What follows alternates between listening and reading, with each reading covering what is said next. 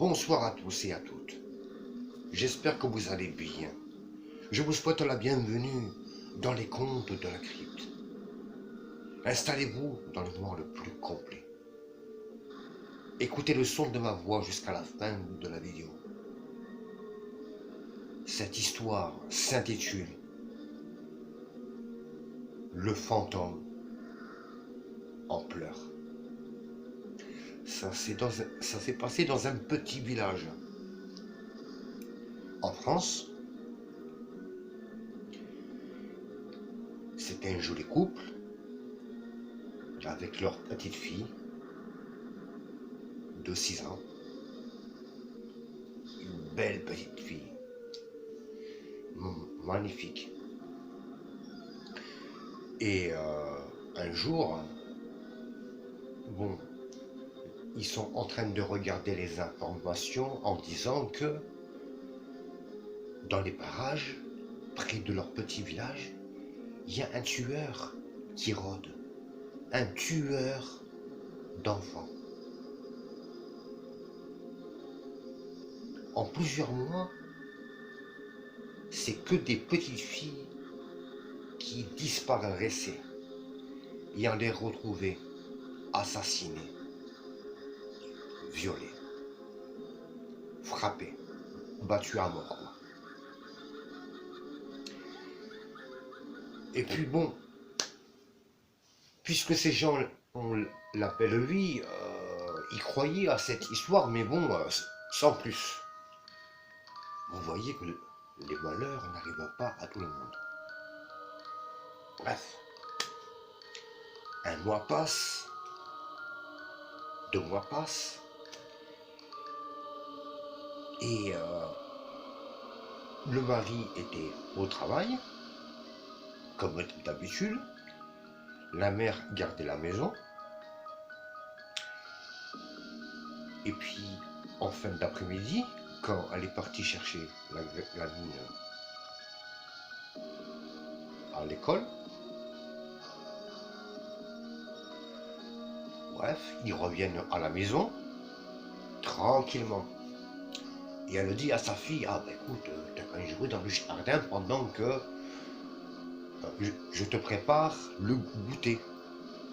Oui, il n'y a pas de problème. Enfin, oui, la petite fille, elle dit oui. Voilà, elle était toute joyeuse, contente. Et puis voilà, elle prend juste son petit ballon pour aller jouer sur la pelouse. Et en même pas 10 minutes, elle appelle sa fille.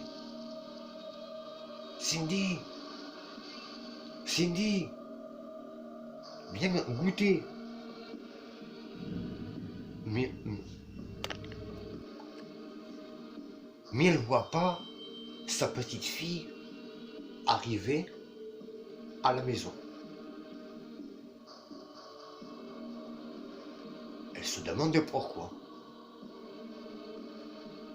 Elle ouvre la véranda, elle va au petit jardin, à la pelouse. Cindy, là tu commences à me faire peur. Cindy, réponds-moi. Absolument rien. Pas de réponse. Et le portail était à moitié ouvert. Vite, elle court. Elle s'est dit non, c'est pas possible. Ma fille allait bien le lever. Jamais, jamais, même à 6 ans, elle ne sortirait toute seule au portail. Elle ne sait même pas ouvrir le portail. Cindy, Cindy, Cindy, elle la cherche de partout. Bref, elle retourne à la maison au cas où. Elle appelle, Cindy, réponds-moi. Elle était en pleurs. Réponds-moi, réponds-moi. Rien. Absolument rien. Elle téléphone au mari. Elle téléphone à la police. Hein? Bref. Ils commencent à faire des recherches. Pour eux, la petite fille n'est pas loin. Et les parents ont expliqué que la gamine ne sait pas ouvrir le portail. Non, elle ne sait pas. Elle n'a pas de force pour ouvrir le portail. il y a quelque chose qui ne va pas. Un jour passe, 2 jours passent, 3 jours, 4 jours. Quelques jours passent encore en plus, en l'espace de 8 jours. Malheureusement, la police, ils viennent au domicile des parents. Voilà, et leur annoncent la mort de leur fille. Elle a été kidnappée, violée, battue à mort. Elle avait que 6 ans. Ils l'ont retrouvée dans une petite forêt, à même pas 1 kilomètre de leur domicile. Ils ont du mal à faire le deuil. Beaucoup de mal. Beaucoup de mal et ça fait très mal. Des mois passent. Au bout de 2 ans,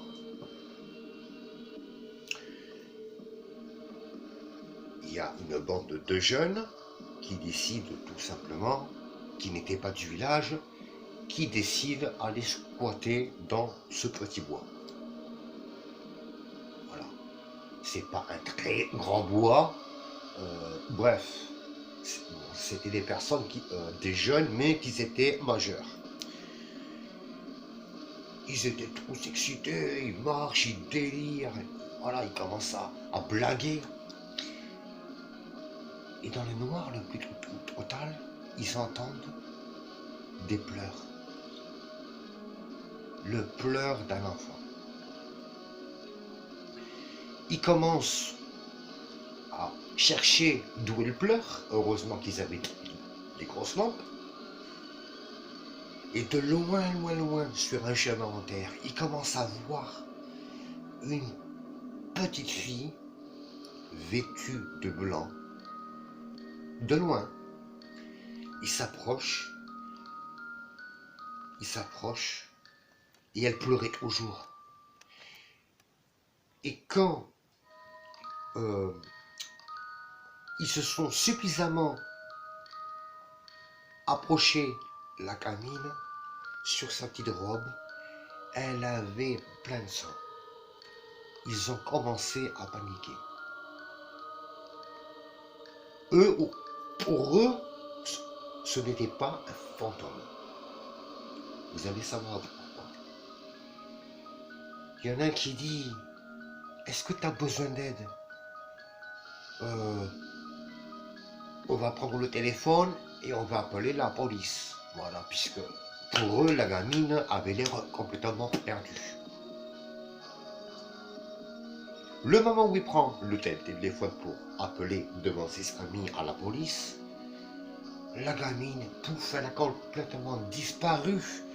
Et c'est là qu'ils ont vu que ce n'était pas normal, que c'était un fantôme. Ils commencent à courir dans le noir vers la voiture. Courez, courez, courez. Juste le moment où ils arrivent à la voiture, la gamine, elle était juste devant leur voiture. Alors imaginez-vous comment ils ont flippé. Ils ont fait plus de 500 mètres pour retourner à leur voiture. Comment la gamine, elle est arrivée avant eux à leur voiture. On voit que c'est un fantôme. Ils étaient paniqués. On ne peut pas monter dans la voiture. Elle va nous attaquer. Enfin, il se passait trop de films. Ils avaient une flippe totale. Ils décident quand même, vite, le téléphone, quoi. Ils appellent la police. Ils ont mis à peu près 6 ou 7 minutes pour arriver, la police. La gamine était toujours là. Quand le moment où la police arrive, ils ont vu les jeunes et le fantôme. Le moment où ils sont descendus de la voiture, la gamine avait complètement disparu, comme elle avait disparu devant eux dans les bois. Et c'est à ce moment-là que la police a expliqué cette histoire. Forcément, ils n'étaient pas d'ici. Ils habitaient à peut-être à 30-40 km de là où ils étaient. La police leur dit, voilà, cette petite fille avec 6 ans, hein, et elle hante ces bois-là. Vous n'êtes pas les premières personnes à voir ce fantôme-là. Et pour une fois, nous, pour la première fois, on a vu le fantôme.